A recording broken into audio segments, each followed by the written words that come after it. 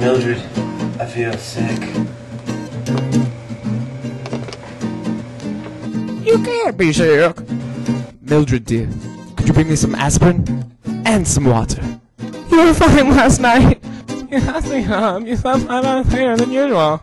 Turn off the parlor for a sick man, Mildred. You've never been sick before. I'm sick now. Can't go to work, can I? Call Beatty right now. You were acting funny last night. Did something happen?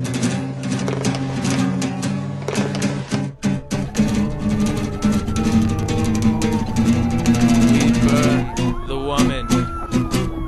We burn the books. We burn our future. I'm a woman and I'm burning.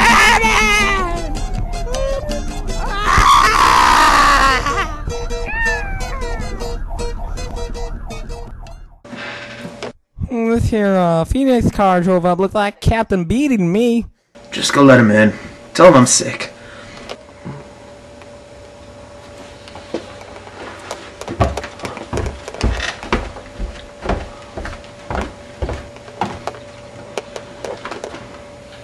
Just thought I'd come over and see how sick the man really is. How'd you guess I was sick? I've seen it all.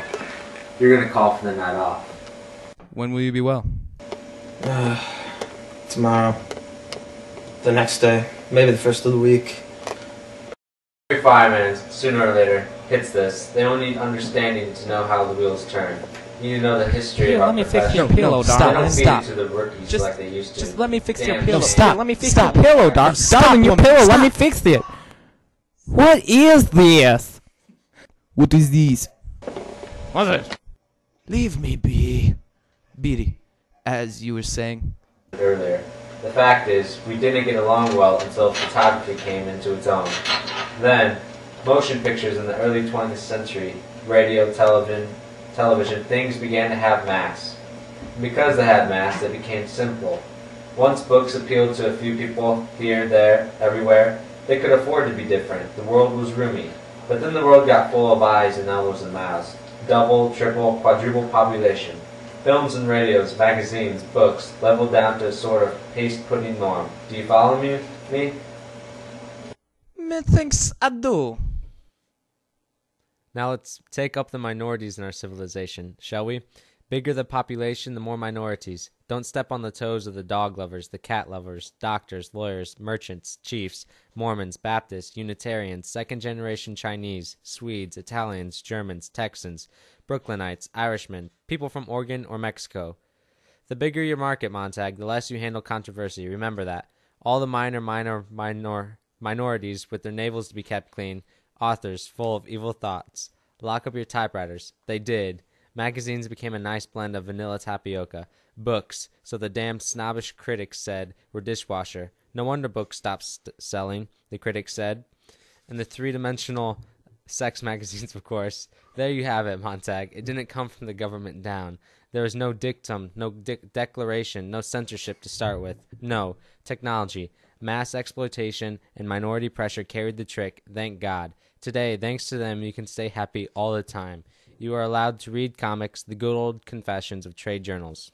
Oh, really? Yeah, well, it makes sense, I suppose.